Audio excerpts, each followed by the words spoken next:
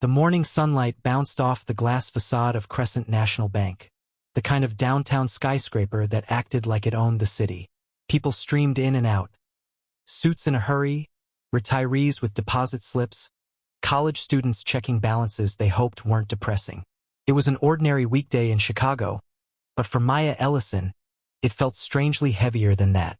Maya had always believed people gave themselves away in the small moments. How they looked at strangers, how they spoke to people who couldn't do anything for them, how they behaved when no one important was watching. And as she pushed through the revolving door that morning, she was about to walk straight into one of those revealing moments. She didn't dress like wealth. Not today, not most days. Her outfit was a simple charcoal trench, dark jeans, and clean sneakers, functional, not flashy.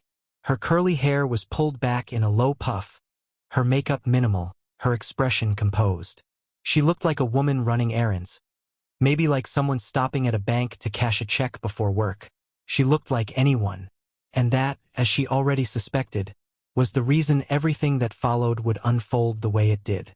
Because people judge, people assume, people categorize without thinking, and some people do it with a kind of pride. Maya stepped into the lobby, pulling her phone from her pocket.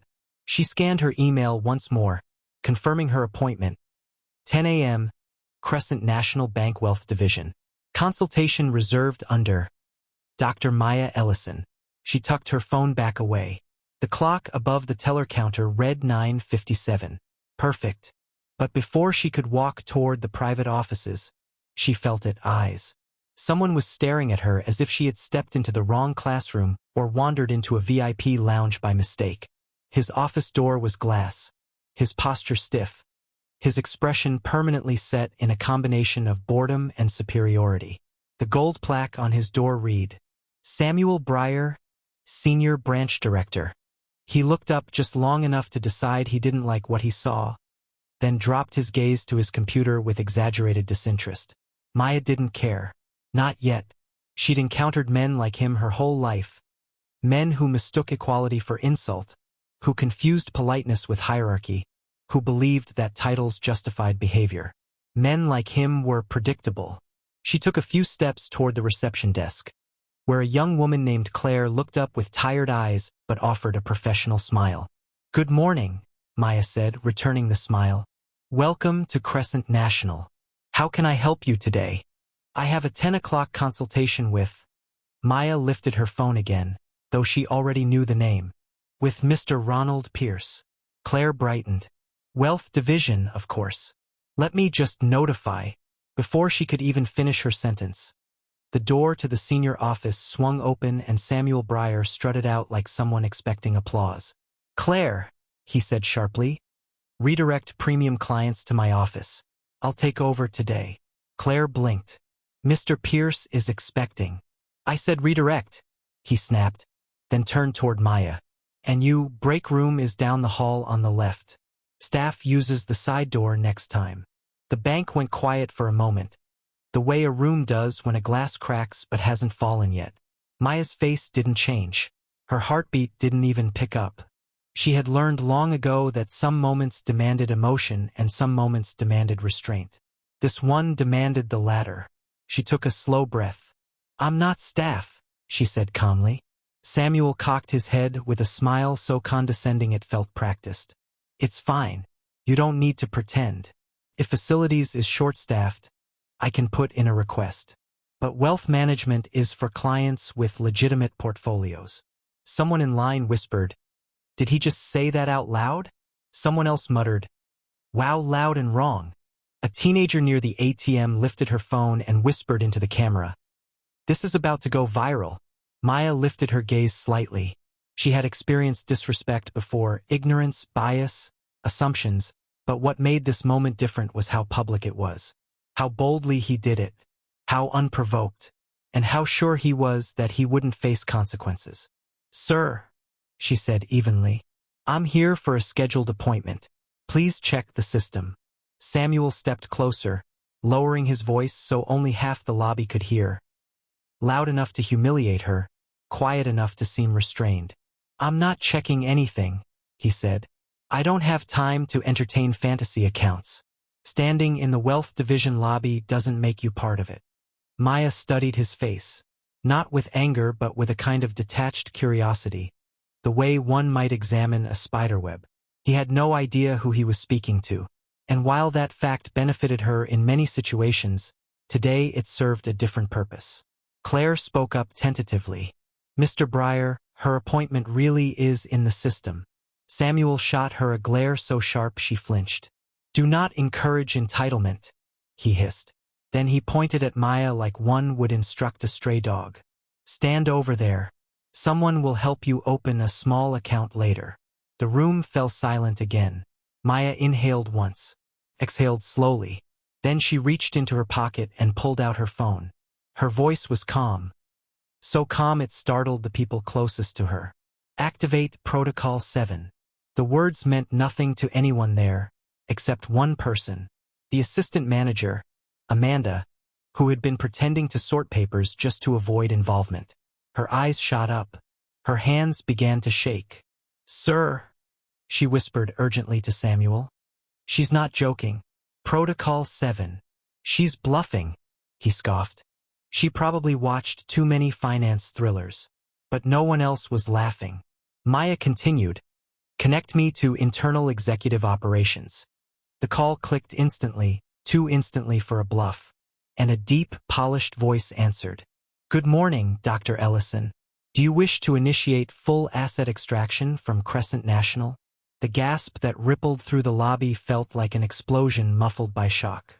Samuel's face went chalk white.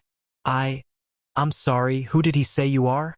But Maya put the phone down and didn't answer him. She didn't need to.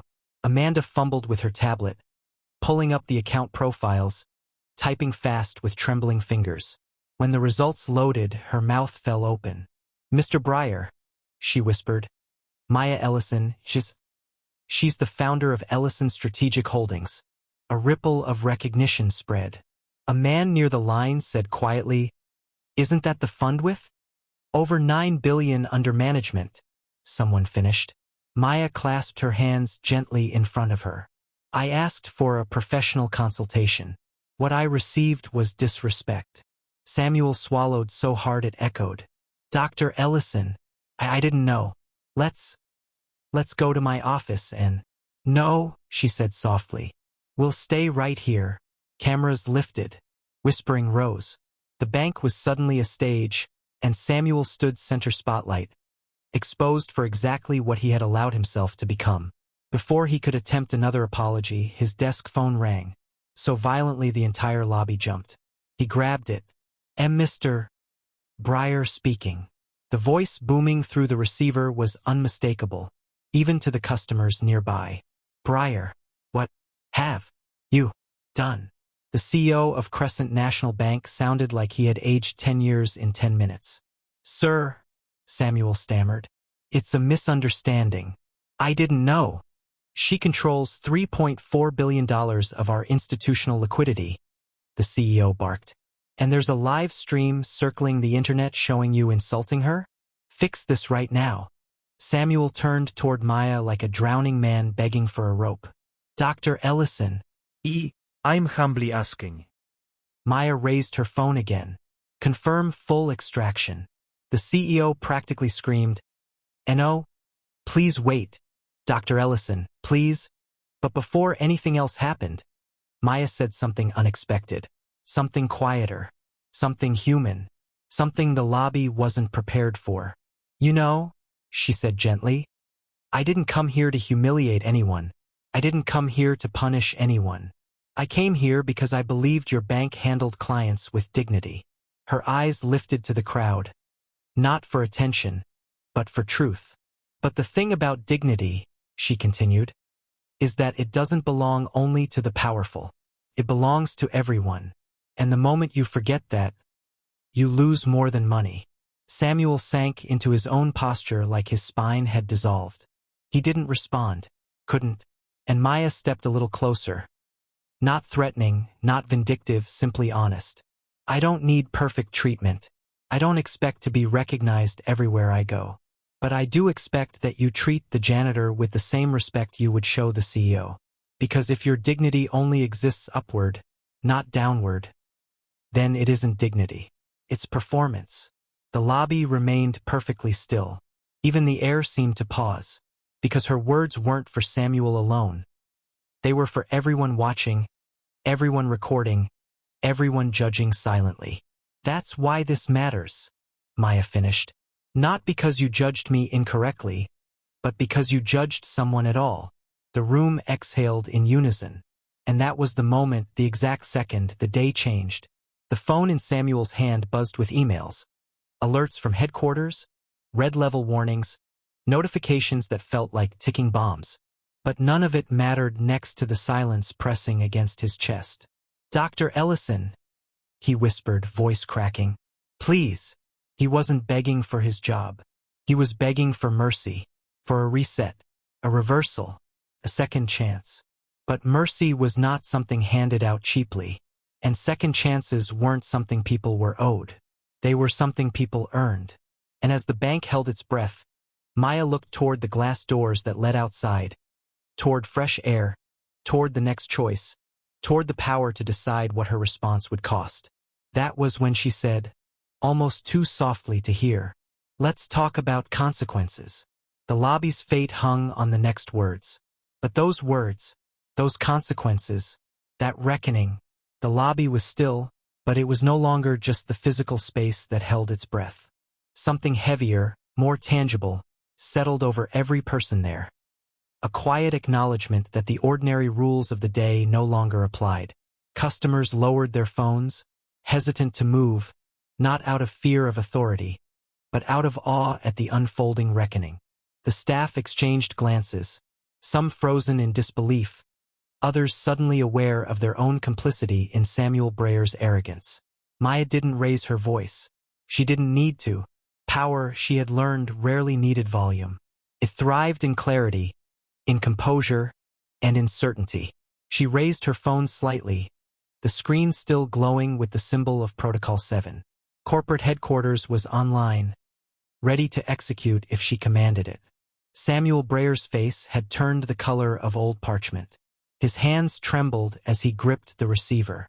He could hear the faint hum of the automated system that controlled billions in institutional assets, ready to obey the rightful account holder. He had no idea how to stop it without exposing himself to the consequences he'd always assumed were impossible. Amanda, the assistant manager, had turned pale. Her tablet hovered over Samuel's desk like a lifeline, the login credentials blinking on the screen. She whispered under her breath, "Mr. Breyer, we can't reverse this without corporate intervention. She's the CEO of Ellison Strategic Holdings. She can move billions at will." "I know that," Samuel said, voice breaking. He looked at Maya again, trying to appeal to whatever shred of humanity she might have. "Please, don't do this here. Not in front of everyone. There's still a way to resolve this quietly." Maya's lips pressed together. She tilted her head slightly, scanning the lobby. For once, the chaos of the moment didn't thrill her. She was calculating, assessing, considering the moral weight of her actions. Not because she feared backlash, but because she understood the impact. Public humiliation wasn't her goal. Accountability was. "Quietly?" she echoed softly, almost to herself. Then louder, for the lobby to hear. "Samuel, dignity isn't quiet. Respect isn't quiet. And lessons that cost others, especially the powerless, are rarely learned in whispers." A small gasp escaped a man waiting in line. He had been recording the interaction on his phone, and he whispered into the camera, She's talking about respect. In a bank. In front of everyone." Samuel's chest heaved. "Dr. Ellison. I'm sorry. I didn't know who you were." Maya raised her hand slightly. She didn't want apologies. She wanted recognition of truth. She wanted him to see what arrogance costs in real time. "Apologies are only useful when they lead to change," she said calmly. "And I am here to ensure there is change." Amanda's voice trembled as she whispered to Samuel, "You can't argue with her authority. She can transfer funds in minutes, liquidate portfolios, trigger alerts. She can literally destabilize this branch if she chooses." Samuel's mind raced. 15 years he had spent climbing, maintaining the image of infallibility, convincing himself that the rules applied to everyone else but him. He had been proud, aggressive, untouchable. And now, in a single moment, he was exposed. He wasn't a villain in some distant story. He was just a man who had misjudged another human being. And the cost of that misjudgment was staring him directly in the eyes. Maya spoke again.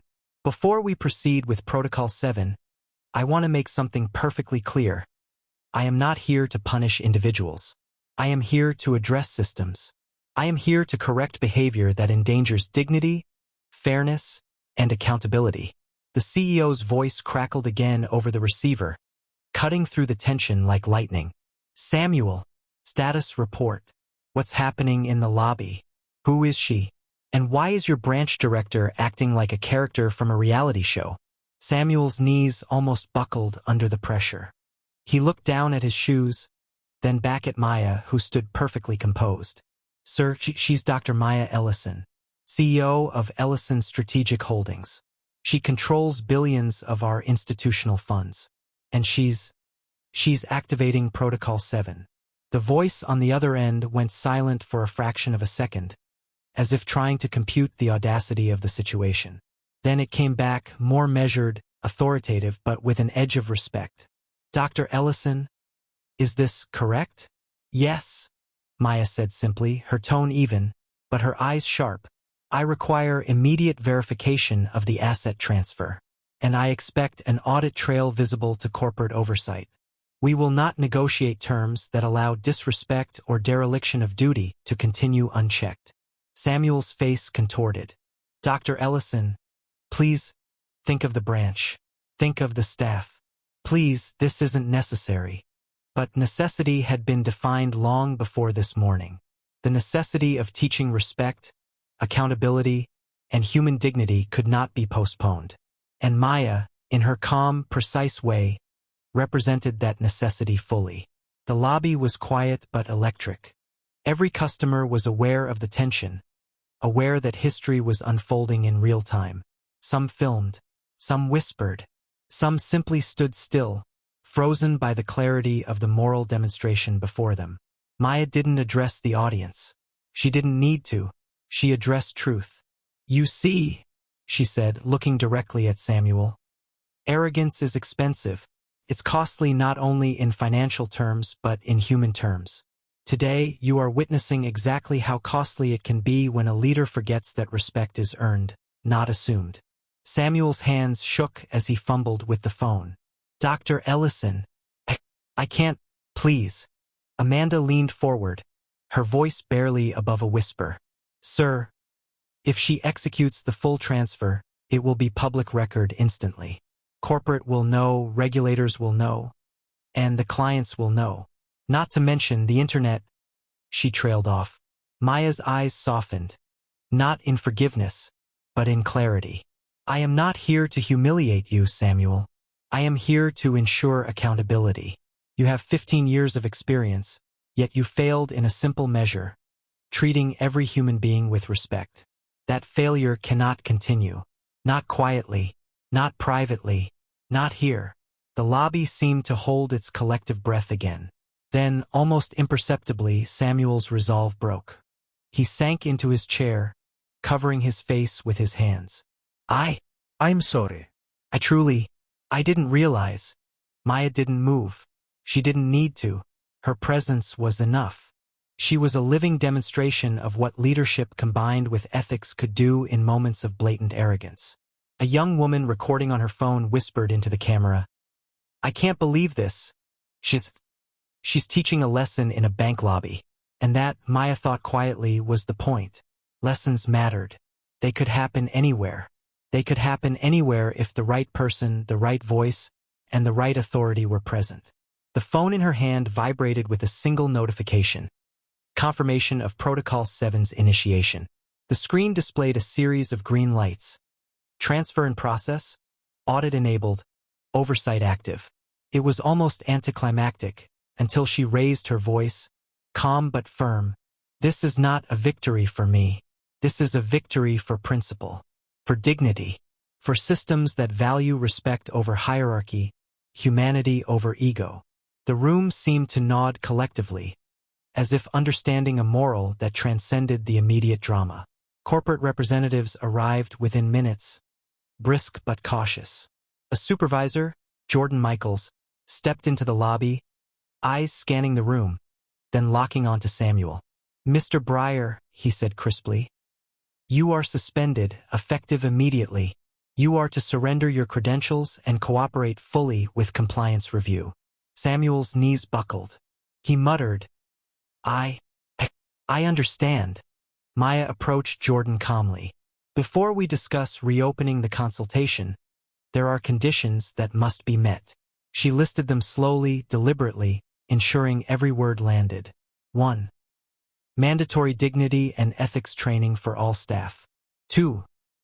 Independent oversight of wealth management appointments. 3. Anonymous reporting channels for harassment or disrespect. 4. Community reinvestment initiatives funded by the branch's performance bonuses. 5. Transparent public accountability metrics, shared with all clients. Jordan nodded, taking notes. "All approved," he said. "We will implement these measures immediately."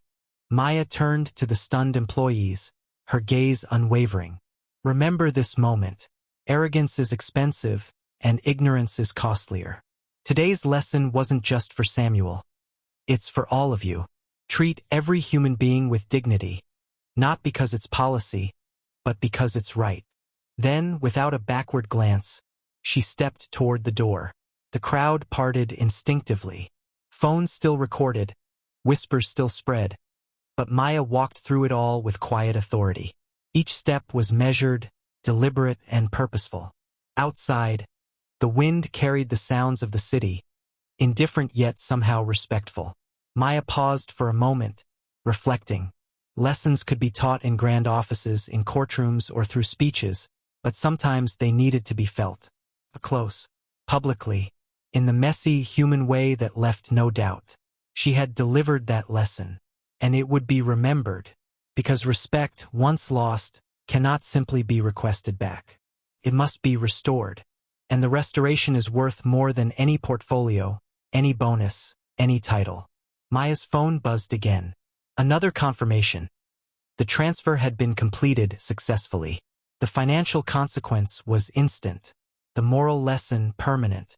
As she walked down the street, blending into the ordinary bustle of Chicago, she reflected quietly. Power without accountability is fragile. Respect is not optional.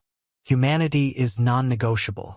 She glanced at a man trying to hail a taxi and smiled faintly. Life would continue. People would forget the details. But no one would forget the lesson that day.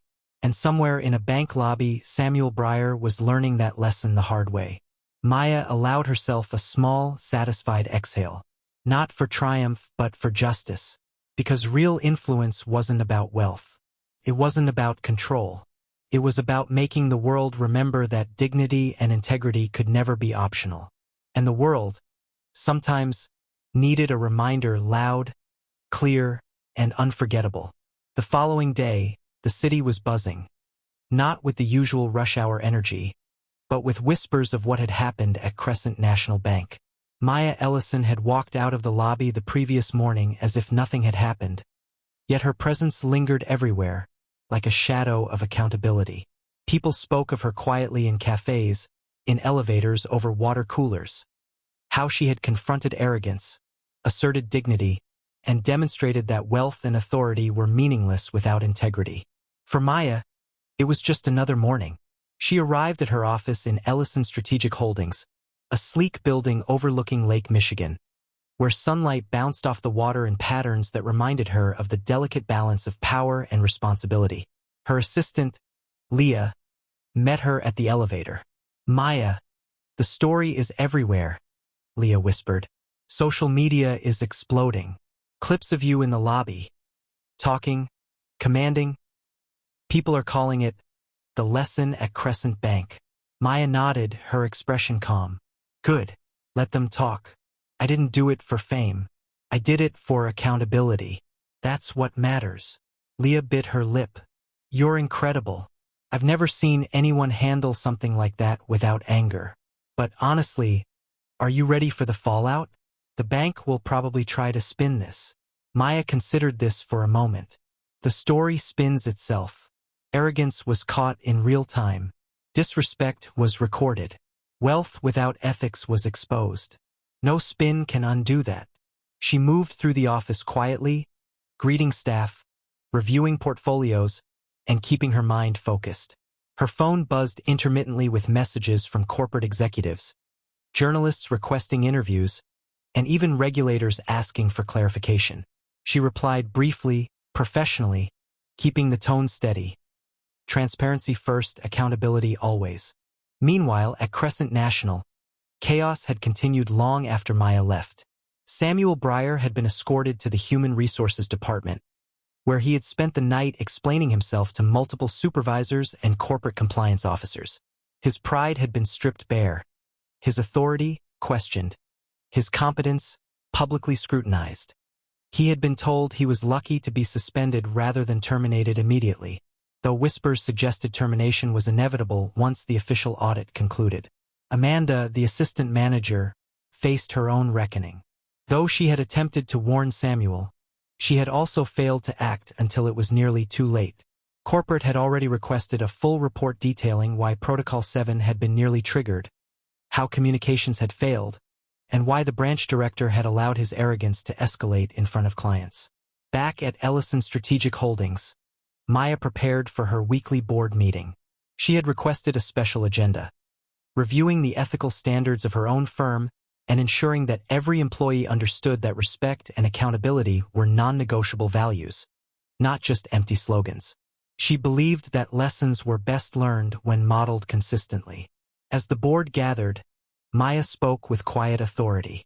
Yesterday was a demonstration of what can happen when arrogance overrides respect. But it's also a reminder that our responsibilities extend beyond profit margins. Wealth is meaningless without integrity, and influence is hollow without accountability. Every person in this room, every employee, every manager, every client relationship must reflect these values in every interaction. If we fail to do so, we are no better than those who think power exempts them from basic human decency. The board members nodded, some taking notes, others sitting in reflective silence. Maya's calm, authoritative presence had a way of centering the room, forcing attention without shouting, inspiring change without demanding it. Meanwhile, news of the bank incident spread further.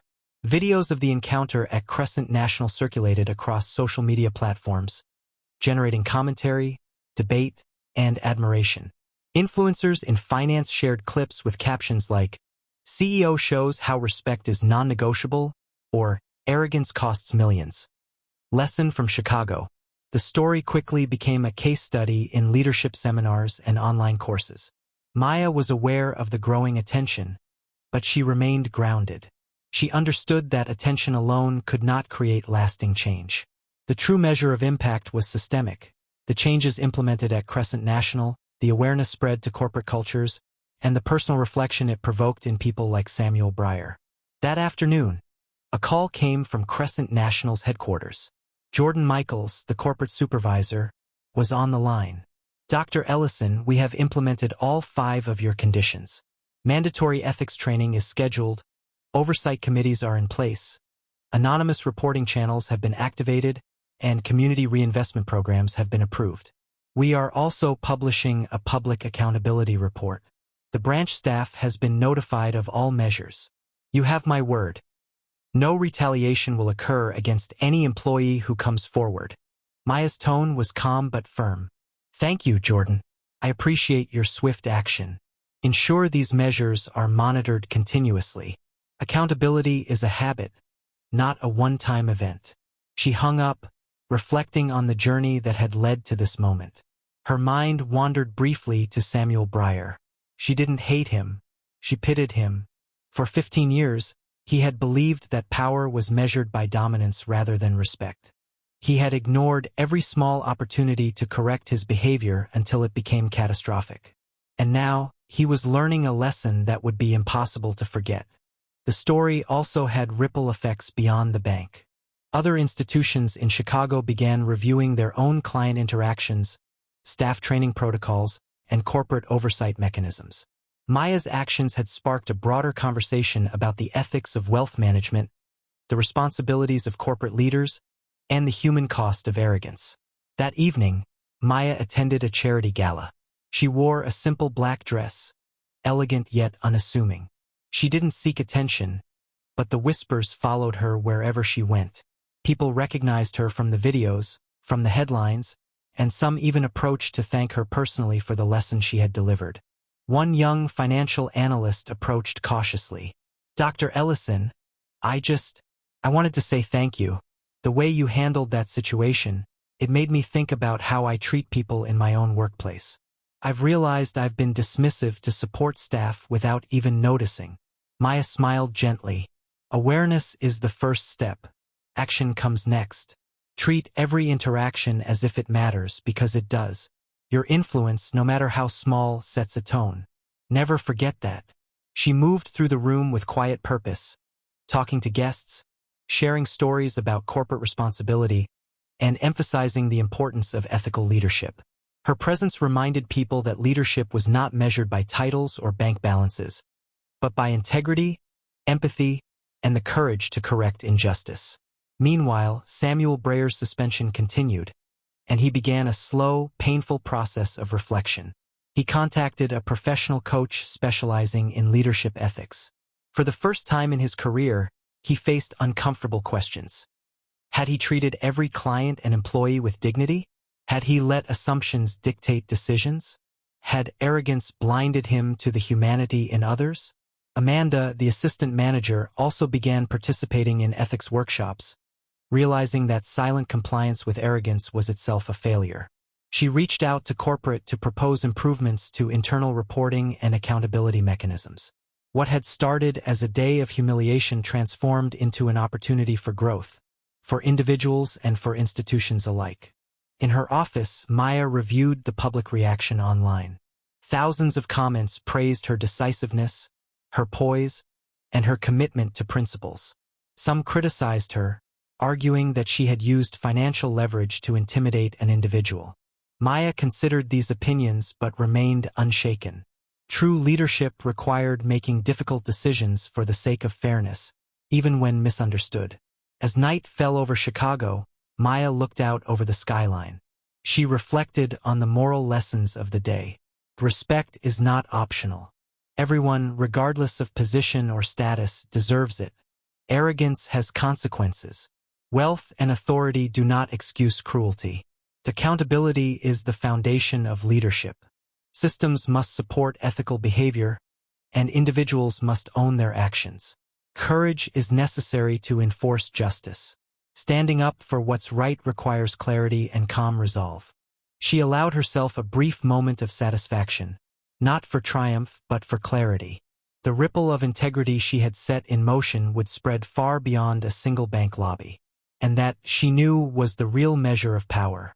The next morning, Maya received a call from a prominent journalist. "Dr. Ellison," the voice said, "we'd like to feature your story. The incident at Crescent National has become an inspiration nationwide. People want to know the person behind the lesson." Maya leaned back in her chair and smiled faintly. "Tell them the lesson isn't about me. It's about accountability, about dignity, about respect. Those are the values that matter." And with that, she ended the call, ready to continue her day. The world hadn't changed completely overnight, but a seed had been planted. And seeds, when nurtured with consistency and courage, grew into movements. In the coming weeks, Samuel Breyer and his staff would face continued scrutiny. Policies at Crescent National would be rewritten. Other institutions would review their own practices. And Maya Ellison, calm, composed, uncompromising, would continue demonstrating that true leadership is not about titles, wealth, or power, but about integrity, courage, and respect. The lesson of the lobby, she knew, would echo long after the headlines faded, because dignity once defended is never forgotten.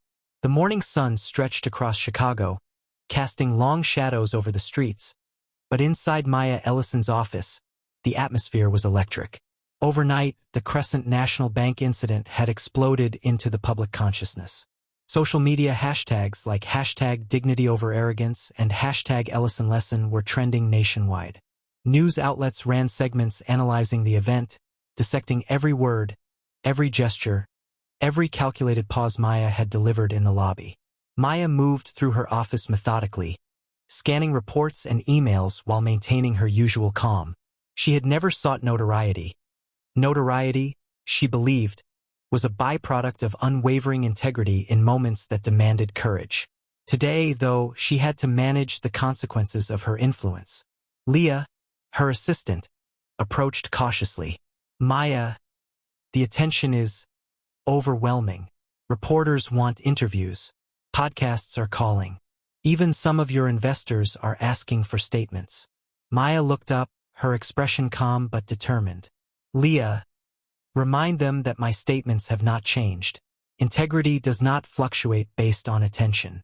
Accountability is non-negotiable, and our purpose remains the same. Respect, dignity, and ethical leadership. That is what they need to hear, not sound bites. The first call that came through was from a nationally syndicated morning news program. The producer, clearly flustered, explained, "Dr. Ellison, audiences want you live. We can talk about the bank incident, your leadership style, and the broader implications for corporate America." Maya's tone was quiet but firm. The broader implication is simple. Wealth and power do not excuse disrespect. Organizations that fail to uphold basic human dignity invite chaos and erode trust. That is the lesson the public should understand, not the spectacle of one day. Even as she spoke, the city felt the ripple effect.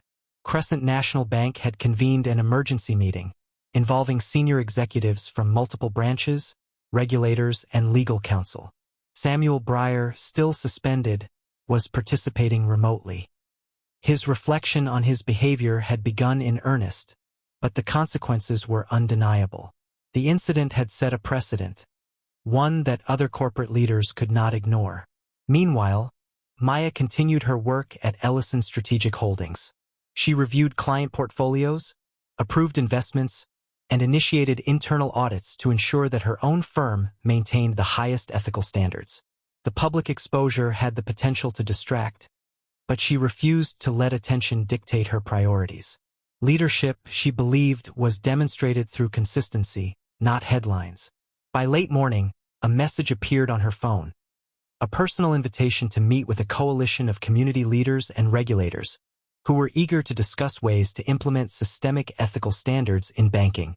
Maya agreed, understanding that this was an opportunity to turn a singular lesson into a broader movement. As she arrived at the meeting location, a community center in the heart of downtown Chicago, Maya noticed the diversity of attendees. Representatives from small businesses, local nonprofits, municipal officials, and even some outspoken financial critics. Everyone was there for the same reason. They had witnessed or heard of the bank incident, and they wanted to discuss practical steps to ensure accountability in financial institutions. Maya began the meeting with her characteristic calm.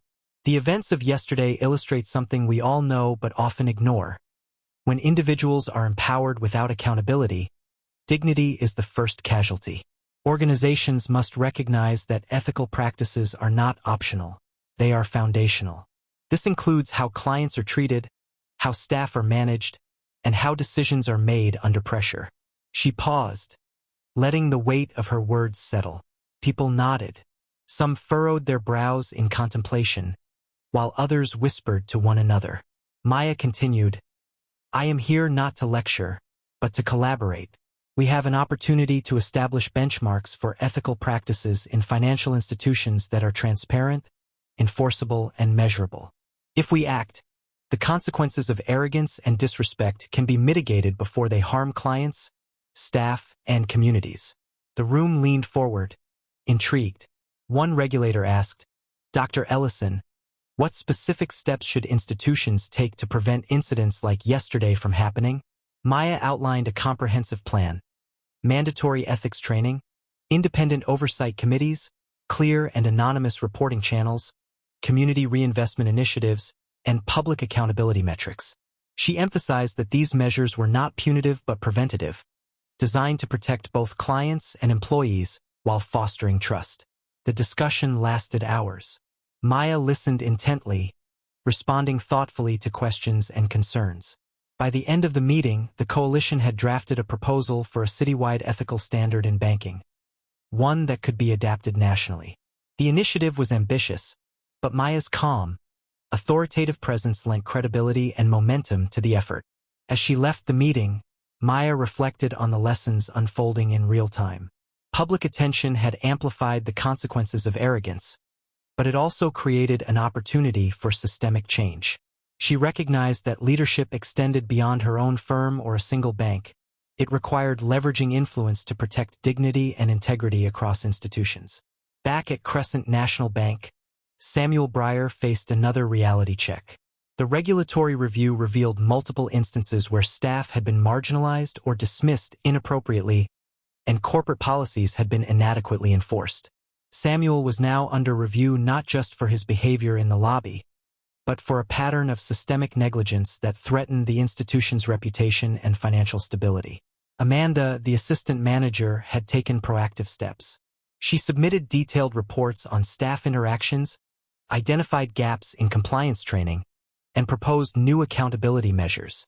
She had learned, painfully but effectively, that inaction in the face of unethical behavior is complicity. Her transformation underscored a larger truth. When leaders falter, change often begins with those who recognize the need for accountability. Meanwhile, Maya continued to navigate public attention with measured precision. She agreed to interviews but always redirected the focus to ethical leadership rather than personal recognition. In one televised segment, she said, "The story isn't about one individual or one bank. It's about how organizations prioritize or fail to prioritize human dignity. Wealth and authority are meaningless if they come at the expense of respect. That is the principle that must guide leadership at every level." Her words resonated widely. Finance students shared the clip in classrooms. Corporate seminars used the incident as a case study. Even high school students began discussing ethics in business, inspired by a woman who had confronted arrogance calmly, decisively, and publicly. As days passed, Maya received messages from individuals directly impacted by her actions. Employees at banks acknowledging their own complicity, clients who had felt dismissed by arrogant institutions, and ordinary citizens inspired to demand accountability in workplaces beyond finance. Each message reinforced a central truth Maya had long known. Leadership is not about power alone. It is about responsibility, courage, and integrity. By the end of the week, the combined effect of public scrutiny, corporate compliance measures, and ethical advocacy had begun to transform Crescent National Bank's culture. Policies were rewritten, staff underwent intensive training, and oversight committees began monitoring appointments to ensure respect and professionalism were upheld. Samuel Breyer, facing potential termination, had begun working with a professional ethicist, realizing that personal change was as essential as corporate compliance. Maya's own firm thrived, not because of notoriety, but because of the consistency of its values. Clients trusted her not just with wealth, but with principles. Employees felt empowered, knowing that leadership demanded accountability, fairness, and human dignity. That evening, as Maya walked through the quiet streets of Chicago, she reflected on the unfolding moral lessons. Leadership requires courage, especially when confronting arrogance. Respect is not negotiable, regardless of status or position. Accountability is systemic, not personal. Change must be institutionalized to last. Influence carries responsibility. The ability to act ethically at the right moment can transform lives. Human dignity is the ultimate currency. Without it, wealth, authority, and success are hollow. Maya allowed herself a brief moment of satisfaction, not pride but clarity. The ripple of her actions had begun to extend far beyond the bank lobby, creating momentum for systemic change and inspiring individuals to recognize their own roles in upholding ethical standards. She paused at a corner, watching the city lights flicker across the water, and smiled faintly. The world hadn't changed overnight, but the foundation had been strengthened. The lesson had been delivered, witnessed, and absorbed. And she knew, truly knew, that this was only the beginning. Because real change, like respect and integrity, required vigilance, persistence, and courage. And Maya Ellison was determined to embody all three, no matter the cost. Chicago's skyline glimmered under the afternoon sun, each reflective window a reminder of countless lives, countless choices, and countless moments of consequence. For Maya Ellison, that cityscape was more than just a backdrop. It was the canvas upon which the ripple of accountability she had started at Crescent National Bank would paint itself. The day began with a calm that contrasted sharply with the storm of the previous week. Maya arrived at Ellison Strategic Holdings early, her steps deliberate, her mind focused. The headlines had settled into analysis and reflection. Social media was still abuzz, but the frenzy had been replaced by discussion, debate, and, most importantly, change. Her phone vibrated continuously with messages from clients, corporate leaders, and journalists seeking insight into ethical leadership. Maya read each with measured care, responding when necessary, redirecting attention from herself to principles and accountability. Her team watched her work with quiet admiration, understanding that the true lesson wasn't in the headlines, but in her consistency, her clarity, and her courage. By mid-morning, she received a call from Jordan Michaels, the corporate supervisor at Crescent National. "Dr. Ellison," Jordan said, voice professional but tinged with relief, "I wanted to update you. The policies we discussed are now fully implemented.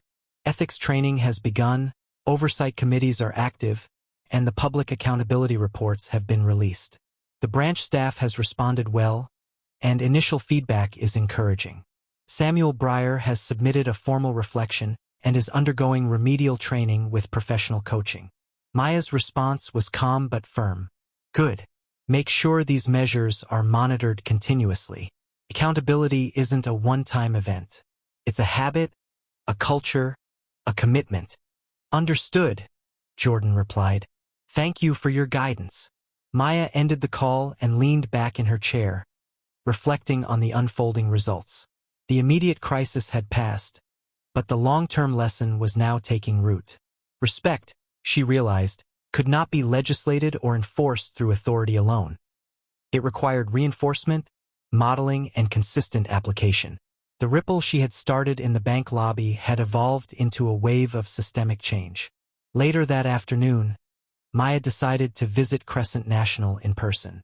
She wanted to witness the transformation, not as a figure of power, but as an observer of accountability in motion. Upon arrival, she was greeted by a quieter, more attentive lobby. Staff moved with professional composure, clients were treated with courtesy, and Samuel Breyer, still visibly humbled, waited to meet her in a conference room. The encounter was tense but respectful. Breyer's demeanor had shifted from arrogance to introspection. "Dr. Ellison," he began, voice measured, "I want to sincerely apologize, not for being corrected, but for the behavior that necessitated correction. I understand now that respect is foundational, not optional. I've started working with a coach to ensure that I uphold these values moving forward." Maya nodded. "Acknowledgement is the first step, Samuel. Reflection is next. But transformation is measured by action. Every choice you make from this point forward will determine whether this lesson truly sticks." Breyer's eyes reflected both shame and resolve.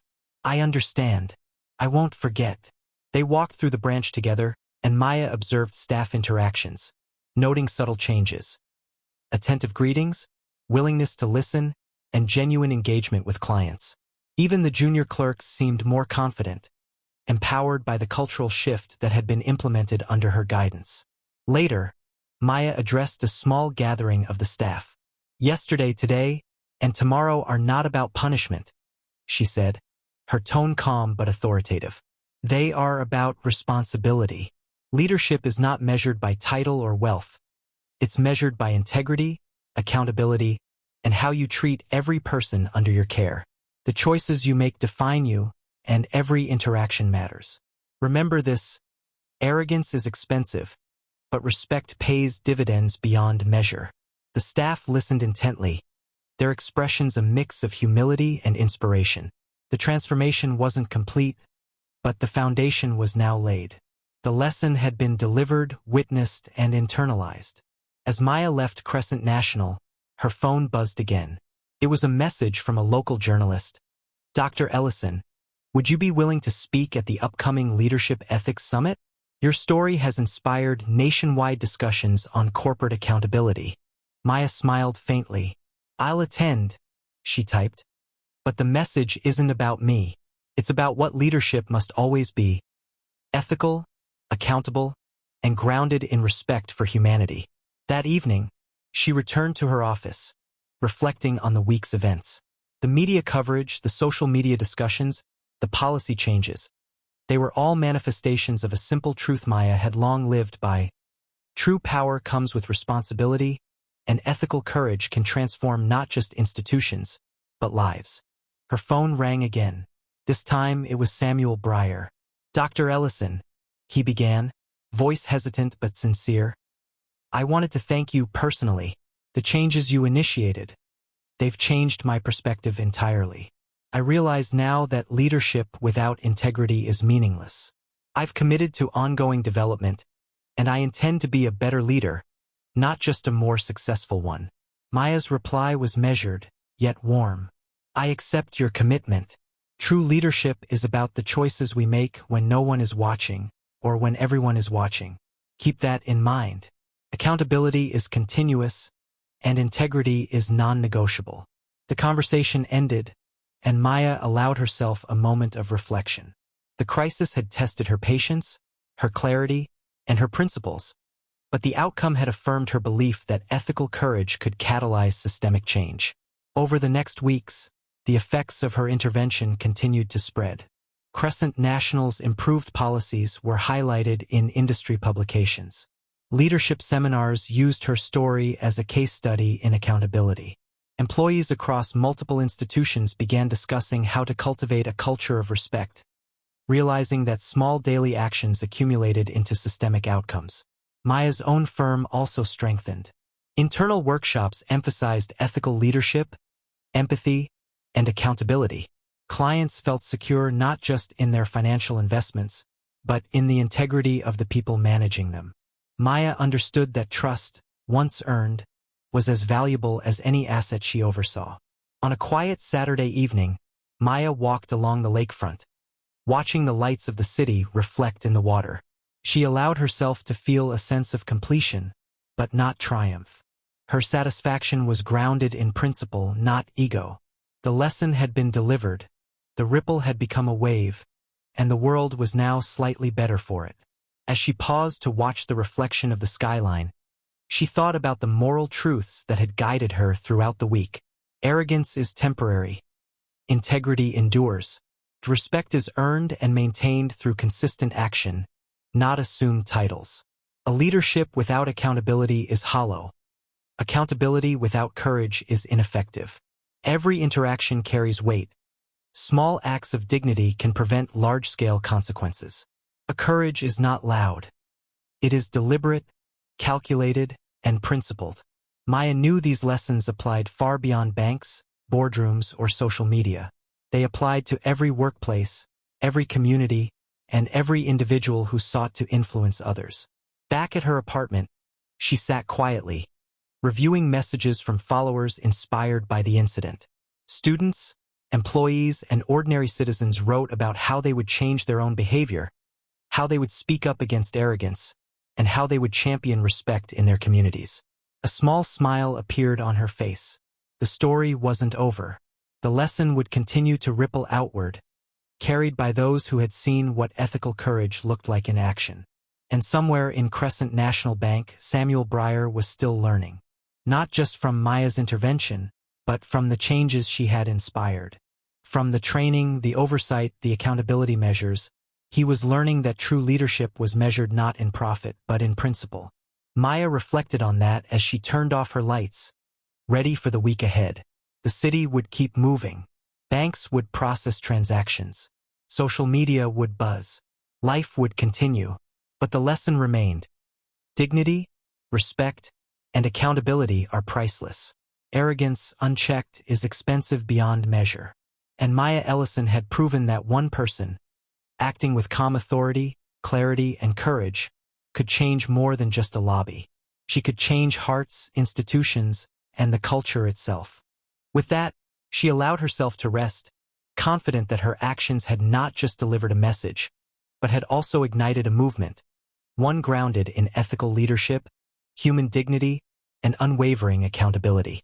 The world would remember the day she stepped into a bank lobby and transformed it with nothing more than her presence, her principles, and her unwavering commitment to justice.